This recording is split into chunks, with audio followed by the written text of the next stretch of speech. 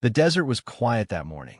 Commander Alex Carter stood outside his small workshop on the edge of what used to be Flagstaff, Arizona.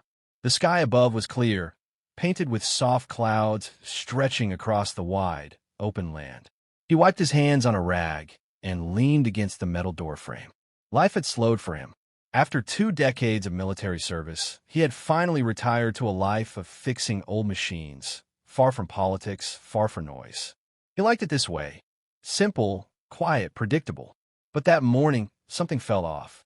The birds had gone silent. The wind had stopped. The air had a strange, metallic scent, like ozone before a lightning storm. Then the sky cracked. A deep rumble echoed across the land, followed by a loud boom that shook the ground. Alex looked up. A line of fire tore across the heavens, then split into 5 streaks, each diving toward the earth like spears of flame.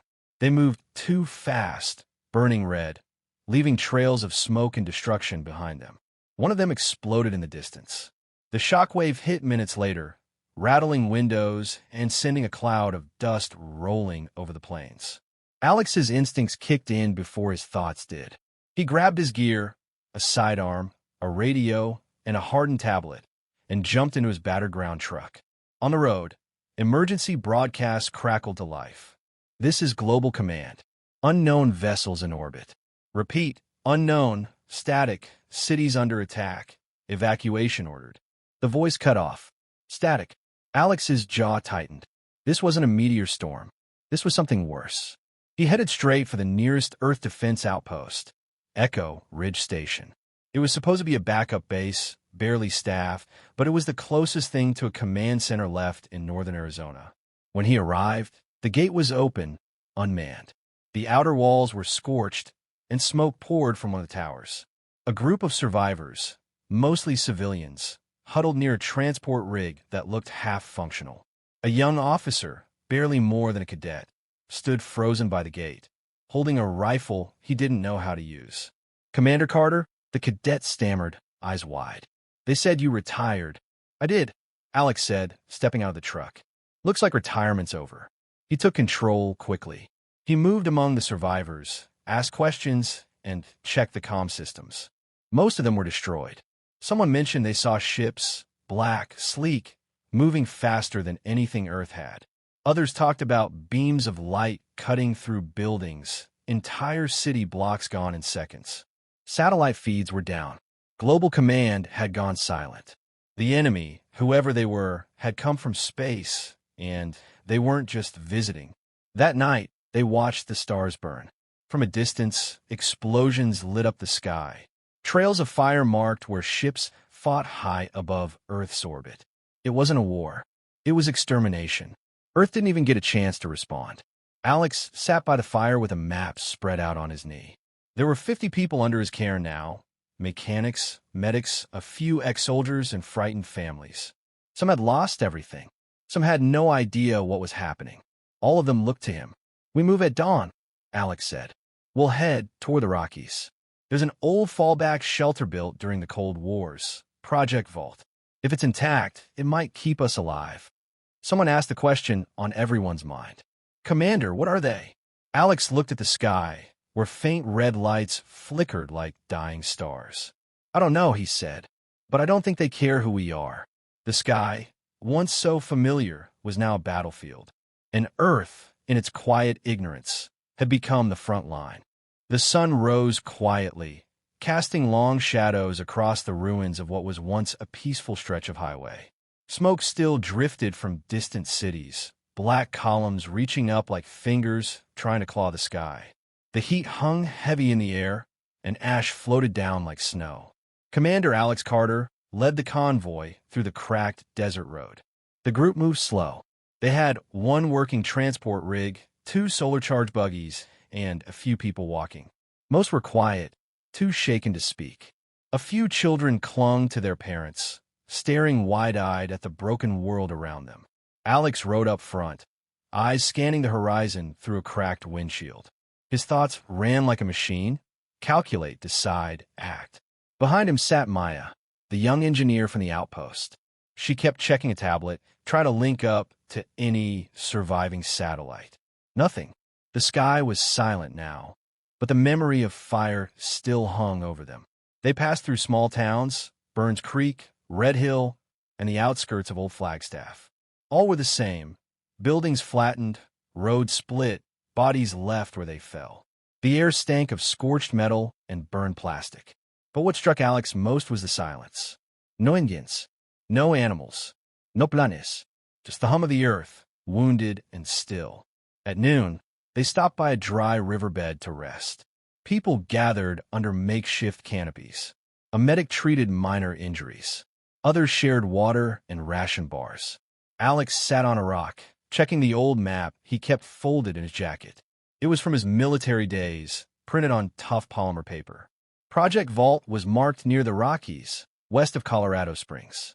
They had a long way to go. Later that afternoon, they heard it, the low, distant whir of something mechanical. Alex motioned for silence. The group froze. From the north, flying low over the desert ridge, came a black object.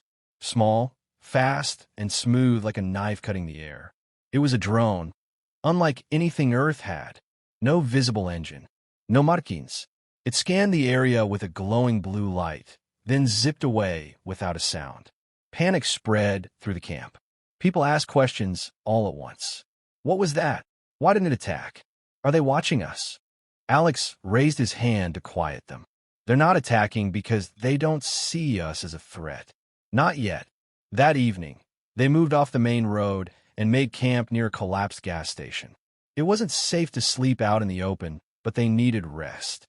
Alex walked among the people, speaking calmly, giving orders, keeping their minds busy.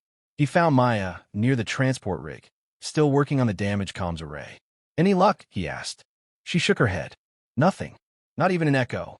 It's like the entire satellite net got wiped out. They hit us too fast, Alex said. We never had a chance. He looked up at the stars, now visible in the deepening night. They looked the same as always, but he knew the truth now. Some of those stars held civilizations capable of wiping Earth clean in minutes. Maya sat beside him. Do you think anyone else survived? Alex didn't answer right away. He thought of the cities he saw burning from a distance, of the silence on the radio, of the terrified eyes staring at him now for answers he didn't have. Some might have made it, he said quietly, but we can't count on rescue. No one's coming. It's up to us now. They sat there for a while, listening to the fire crackle and the wind move gently through the ruins. The earth was broken, but they were still alive, and as long as they lived, there was a chance. Alex stood. We leave at first light. If we're going to survive, we have to keep moving. Keep thinking. Keep fighting. No one argued. They just nodded. The desert wind blew softly that night, carrying the smell of ash, fear, and something else, something faint but growing stronger. Hope. By the fourth day, the group had reached the lower edge of the Rocky Mountains. The land rose in rough, jagged shapes, dotted with burned trees and patches of scorched earth. The air was cooler here, but the smell of smoke still lingered. Clouds hung low, heavy with dust and ash. Every sound seemed louder, every broken twig, every shift of stone underfoot. Commander Alex Carter stood at the front of the convoy, map in hand. They had come far, but now the terrain was slowing them down. The transport rig couldn't go much farther over this ground. They needed shelter, something underground, strong, hidden. That's when he remembered the old military rumor, Project Vault. It wasn't on official maps. It was built during the Cold Wars, then buried and forgotten. A deep earth shelter for high command. Off-grid, fully sealed.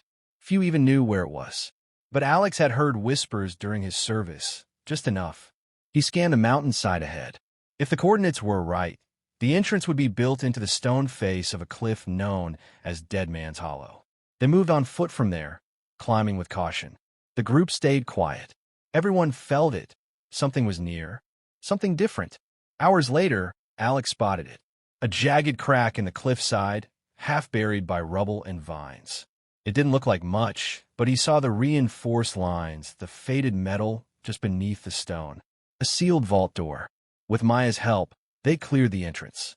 The door was covered in dust and debris, but the old keypad still blinked, barely. Can you get us in? Alex asked. Maya nodded, already working. She connected her tablet and began bypassing the system. It took an hour, but finally, the lock disengaged with a deep mechanical click. The door groaned open. Inside, the air was dry and stale, but breathable. Lights flickered weakly to life, revealing a corridor that led downward into the dark. They entered slowly, flashlights sweeping across rusted walls and old security signs. At the bottom, they found it, an operations room untouched by time. Desks, screens, power consoles. Most of it was dead, but in the center of the room was something strange. Something that didn't belong. A large, circular object, glowing faintly blue, sat embedded in the floor. It was smooth, metallic, covered in markings no one could read. It pulsed slowly, like a heartbeat. Maya stepped closer. This isn't Earth tech. Alex stared at it. Then what the hell is it? She began scanning it with her tablet. Some kind of signal array, but way more advanced. I don't even know how it's powered. The others gathered around. Murmurs rose. Is it dangerous? Could it be a weapon? Should we turn it off? Maya shook her head. I don't think it's a weapon. It looks like a beacon. Maybe a communication device. Maybe even a distress signal. Alex crouched beside it. He could feel a low hum through the floor. The machine seemed alive, watching, waiting. Suddenly, the beacon pulsed bright blue. A soft ping echoed through the chamber. What did you do? Alex asked sharply. Nothing. Maya stepped back, alarmed. I just scanned it. It reacted on its own. Outside, the mountain seemed to rumble. Back in orbit, far above Earth's surface, the pulse reached space. A ship, black, sleek, cold, drifted just beyond Earth's horizon. Inside, High Strategist Korvek opened his eyes. The beacon had activated. Primitive humans had touched something they were never meant to find. He issued a command in his native tongue. Deploy hunting units. Eliminate all surviving ground species. The signal must be silenced. On Earth, Alex stood and turned to his people. We didn't just find a shelter, he said. We found a message. Who's it calling? Someone asked. Alex looked at the pulsing machine and answered quietly. We're about to find out. Outside the vault, in the dark sky above, something moved. The beacon pulsed softly in the center of the underground chamber, casting faint blue light over the walls. It had been humming for hours now, slow and steady, like a warning heartbeat. No one touched it again. No one dared. Alex Carter stood near the entrance of the command room, watching the narrow hallway that led back up to the surface. His rifle was slung over his shoulder, but his grip on it was tight. He didn't like the quiet, the deeper kind, the kind that comes before something terrible. They had secured the lower levels of Project Vault and sealed the entrance behind them. The facility wasn't fully powered, but Maya and a few others had restored emergency systems. They had lights, filtered air, and working doors. It wasn't much, but it was shelter. Still, something felt wrong. That night, the first drone came. It was silent, sleek, and fast, no larger than a human torso, shaped like a sharp triangle. It hovered low over the valley before rising toward the cliff. It scanned the mountain with beams of pale red light. Inside the vault, Alex watched it on one of the few working cameras they had managed to link to the surface. His jaw tightened. They found us, he said. How many? Maya asked. Just one. A scout. She didn't reply. They both knew what that meant. Scouts didn't come alone. Not for long. Alex gathered his people. He stood in the old mess hall, facing 50 frightened survivors, farmers, engineers, medics, and a few ex-soldiers like him. The faces were tired, pale from stress and fear. They found us, he said simply. Something is coming. Something worse. He explained what he had seen, how the drone had scanned the area, how it was only the beginning. Then he gave orders. We seal the upper hatch. No one goes out alone. No lights after sunset. If they come, we fight smart, quiet, fast, precise. We don't let them corner us. Someone asked, but what if they breach the vault? Alex looked at the beacon. Its pulse had changed, faster now. Then we hold them off until we can turn that thing into something useful, he said, or we die trying. That night, the hunters came. For drones dropped from the sky like shadows. They didn't speak. They didn't flash lights. They scanned and fired. One tore through the nearby tree line, slicing it apart with a laser beam. Another sent a pulse that fried electronics across a 5-mile radius. Communications were lost. The few solar panels above were gone in seconds. Inside the vault, the survivors braced for impact. One of the outer sentry teams, 2 scouts named Bryn and Rafi, was caught returning from a supply run. Alex heard the gunfire crackle through the comms, then silence. He gritted his teeth. They had lost 2 good people. Maya worked without rest, trying to access the beacon's control system. "It's not just a signal," she said at one point, exhausted but focused. "It's a door, a key to something bigger. Can you shut it down?" Alex asked. She paused. "Maybe, but I think we need it." "For what?" "For help." Alex stared at her. "You still think someone's coming?" "I think someone's listening." That same night, trouble came from inside. One of the survivors, a man named Callan, a former bureaucrat, approached Alex with a proposition. "We should surrender," he said. "Maybe they'll let us live if we hand over the beacon." Alex didn't answer. He just stared. "They're advanced, Alex. They don't want to fight. Maybe they just want the tech back." Alex stepped forward, voice low and steady. "They've already burned cities, killed millions. Do you really think they're here to negotiate?" Callan held his ground. "You're going to get us all killed." "No," Alex said. "I'm going to give us a chance." Later, Callan disappeared. So did a handheld beacon transmitter. They found it smashed near the back tunnel, too late. The damage was done. A second wave of drones descended. These were heavier, armed for breach. One struck the outer vault door with a sonic blast, cracking it open. The blast echoed through the tunnels like thunder. Alex led the defense himself. His old instincts came alive, sharp, controlled, merciless. He moved through the halls with precision, giving orders, leading ambushes, planting traps. They lost 3 more people that night, but they held the vault. Just before dawn, the drones pulled back. The air was filled with smoke, sparks, and the scent of ozone. Bodies were covered. The survivors sat quietly, some crying, others staring blankly at the floor. Alex looked over the room. "We're still here," he said, "and we're not done yet." He turned to Maya. "Whatever this beacon is, find out what it wants. Before they come back." Outside, high above the earth, a signal pulsed through space. And someone answered. The air inside Project Vault was heavy with silence. After the second drone attack, the survivors moved with caution, whispering in the halls, avoiding sudden noises. Every step, every breath felt like it could trigger another assault. The smell of scorched metal and smoke still clung to the walls. Commander Alex Carter didn't rest. He patrolled the vault with purpose, checking defenses, reviewing damage, and preparing for what came next. He knew the enemy wasn't finished.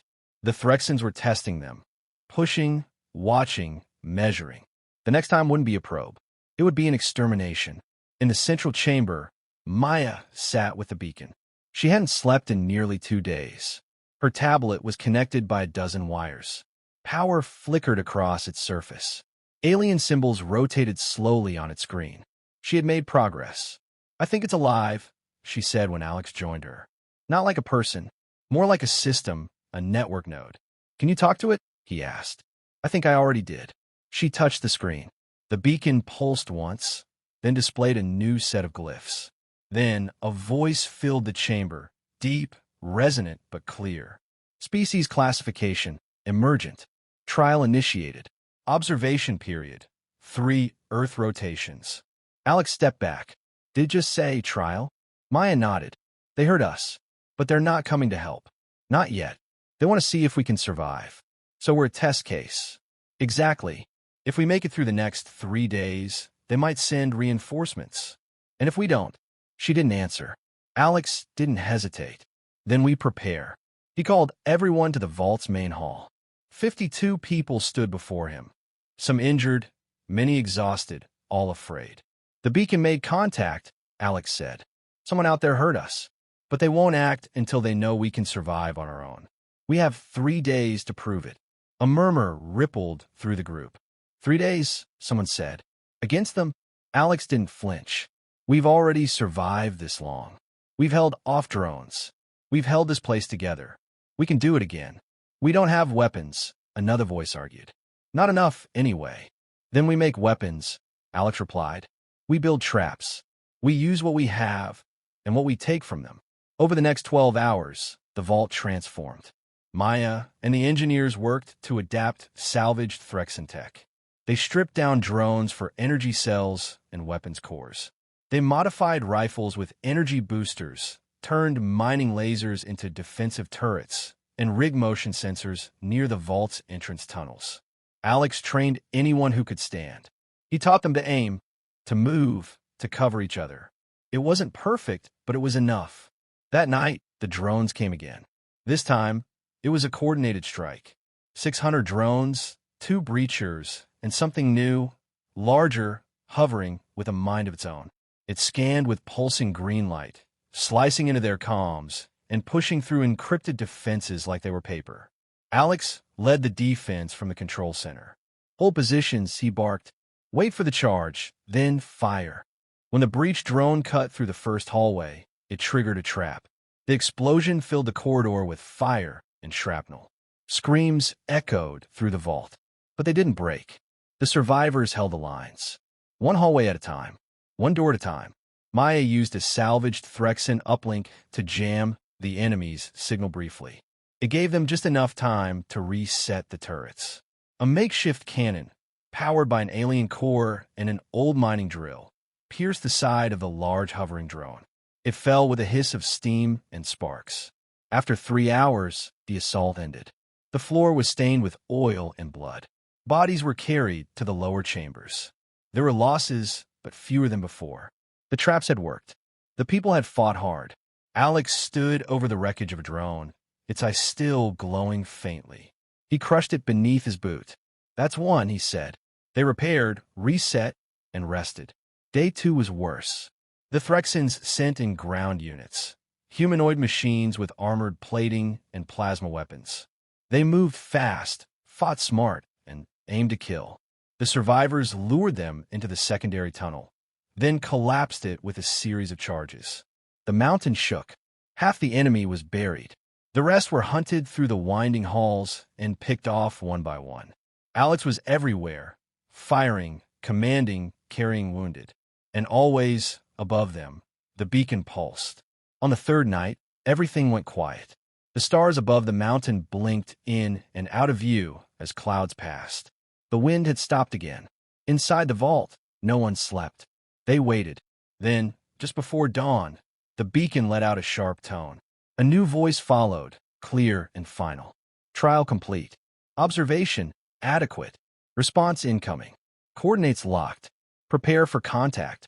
Maya looked at Alex, her face pale. They're coming. He nodded. Let's hope they're the ones we called. He stepped outside for the first time in days. The sky was dark blue, with the first light of morning just behind the mountains. And in that moment, something shimmered in the distance. A ship, massive, silver, and silent, broke through the clouds. The trial was over. The Dravari ship hovered silently above the ridge. It was vast, larger than anything Alex Carter had ever seen. Its silver surface shimmered in the morning light, smooth and seamless, like it was grown rather than built. No engines were visible. No sound came from it. It simply floated, quiet and powerful, as if it had always belonged in the sky. Below, the survivors of Project Vault stood outside the entrance, shielding their eyes. The last 3 days had aged them. Faces were tired, clothes torn, bodies bruised, but they stood together. They had survived the trial. Alex stepped forward, his rifle slung across his back. Maya stood beside him, still holding the tablet that had connected them to the beacon. Her hands trembled. Then the ship opened. Not with noise, not with fanfare. A seam appeared on the underside of the vessel, and a platform descended, slow and graceful. On it stood a single figure, tall and thin, cloaked in dark silver, with glowing blue markings along its arms. Its face was featureless, like polished stone. It stepped onto the earth without sound. "Human commander," it said, voice deep but gentle, not through its mouth but directly into their minds. "We are the Dravari. You have been seen. You have been judged. And you have survived." Alex took a breath. Why the trial? To measure potential. You are primitive, but not powerless. You adapt. You resist. You endure. That is rare. He didn't know whether to feel honored or angry. You watched while we were slaughtered. Yes, the Dravari answered simply. To interfere before knowing your worth would have risked greater loss. You were a variable. Now you are an ally. Maya stepped forward. And the Threxans? The Dravari's eyes glowed. They are coming. The warning struck hard. From above, another light split the sky. A dark shape streaked downward, sleek, angular, sharp-edged. The Threxan flagship had arrived. From its underbelly, smaller crafts rained down like metal hail. Drones. Walkers. War machines. Alex didn't wait. He turned to his people. Get inside. Prepare for final defense. This is it. The group scattered, running back into the vault. Alex followed, voice sharp with commands. Stations. Positions. Lock down every corridor. This is a last stand. The Dravari did not follow. It simply watched. Inside the vault, the halls filled with the sound of movement. Boots, weapons charging, metal slamming. Turrets activated. Doors sealed. Everyone was in place. Then the walls shook. The Threxans breached the surface, blasting through rock, landing heavy troops on the outer ridge. Alex and a team of fighters met them at the first choke point. Gunfire lit the narrow hallway, red and blue beams slicing through the smoke. Alex fought like a man reborn. Every move was calculated. Every shot counted. He used alien weapons strapped to human rifles, grenades made from salvaged drone cores, traps rigged for mining gear. It was chaos, and he thrived in it. But the Threxans were relentless. At the third line, they pushed deep into the vault. One of the walkers, 10 feet tall, with a cannon arm and glowing red eyes, breached the main control hall. Alex faced it alone. The creature raised its weapon, but Alex dove behind the beacon. A blast scorched the floor where he'd stood.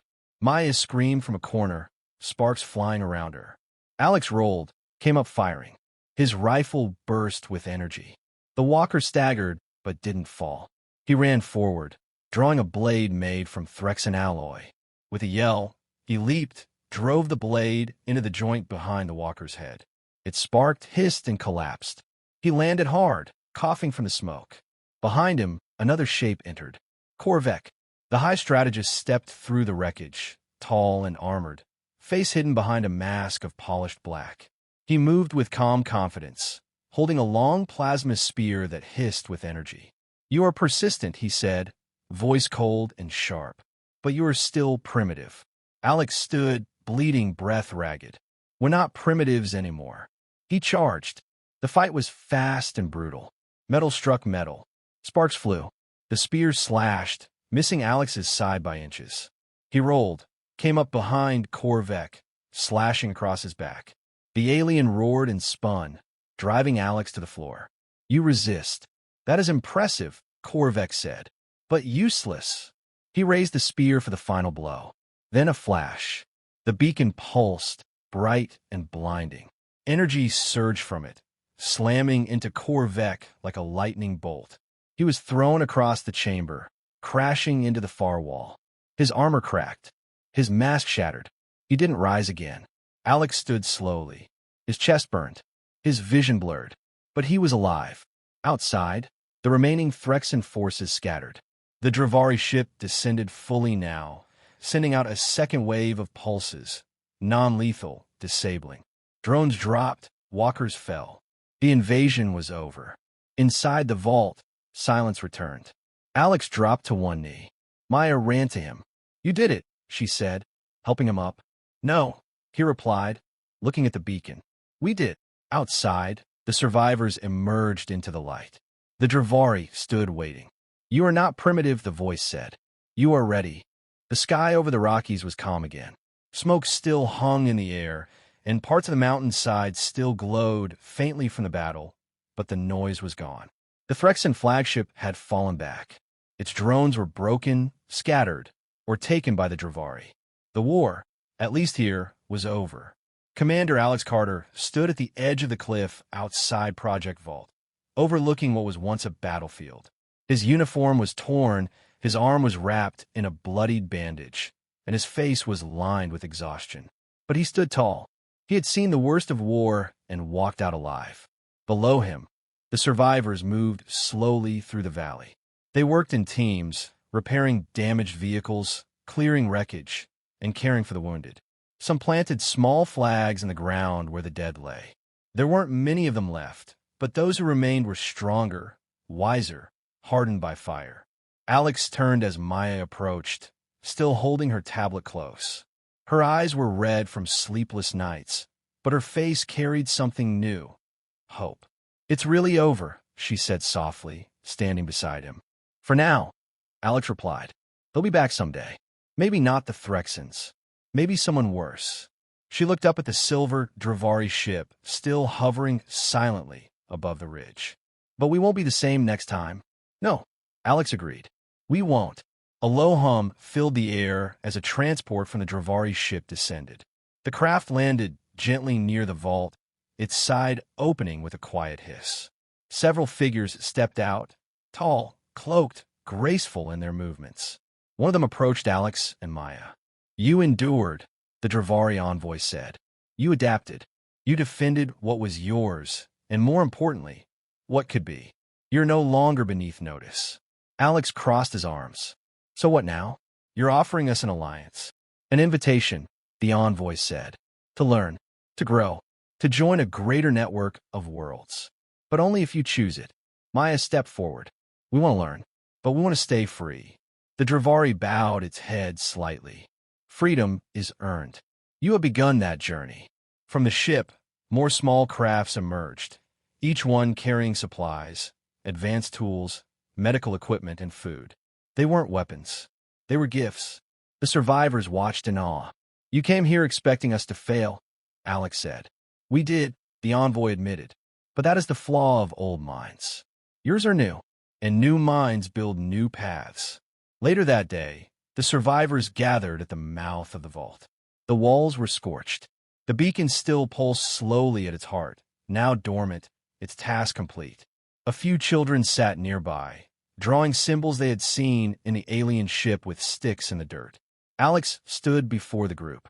"We lost everything," he said.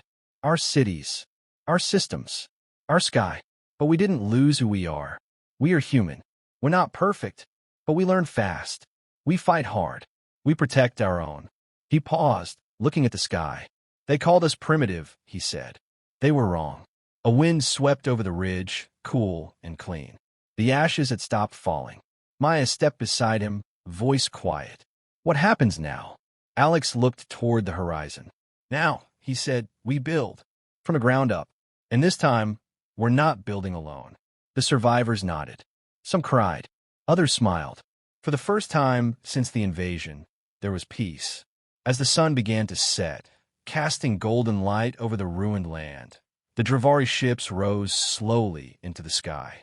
One remained, hovering in silence, a quiet promise that Earth was no longer forgotten. Alex looked out at what was left of his planet, scarred, yes, but still alive. He turned to Maya, his voice steady and sure. "We were primitive," he said. "Not anymore.